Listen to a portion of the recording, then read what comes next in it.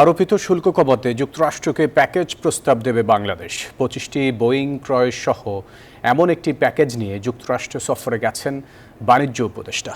মঙ্গলবার সচিবালয়ের সরকারি ক্রয় সংক্রান্ত উপদেষ্টা পরিষদ কমিটির বৈঠক শেষে সাংবাদিকদের এই কথা জানিয়েছেন অর্থ উপদেষ্টা সালেউদ্দিন আহমেদ। তার আশা, বৈঠকে ভালো খবর পাবে বাংলাদেশ। ট্রাম্পের 35% শুল্কের হাত থেকে রেহাই পেতে এরই মধ্যে 626টি মার্কিন পণ্যে শুল্ক ছাড়ের ঘোষণা দিয়েছে সরকার। বাণিজ্য ঘাটতি কমিয়ে আনতে টিসিবির গম ও সয়াবিন তেল কেনার সিদ্ধান্তও এসেছে। আছে তুলা আমদানি বাড়ানোর উদ্যোগও। এর বাইরে আরও কি কি আমদানি করা যায় সেসব আলোচনা হবে বৈঠকে। এমন এক প্যাকেজ তৈরি করেছেন বাণিজ্য উপদেষ্টা। এমনটাই জানালেন অর্থ উপদেষ্টা ডক্টর সালেউদ্দিন আহমেদ। মঙ্গল ও বুধবার ওয়াশিংটনে ট্রাম্প প্রশাসনের সঙ্গে দর কষাকষিতে বসবেন তারা। আমেরিকা থেকে যে বোয়িং কেনার ওই 25টি কেনা হবে, এইটার ব্যাপারে কত অর্থ খরচ হবে, কত টাকা বাড়বে, এটা আপনার এখন বসি সাহেব কালকে।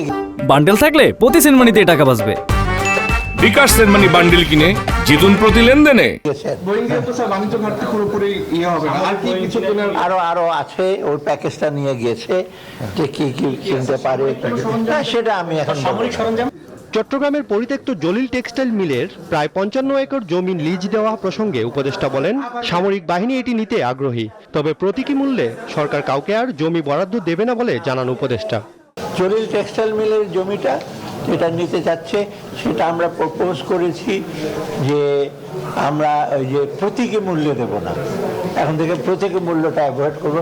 যারাই নিতে চায় অর্থ দিয়ে নেবে, কারণ প্রতীকী মূল্য দিলে যারা নিয়ে যায় তারা ঠিক এটাকে ইউটিলাইজ করা।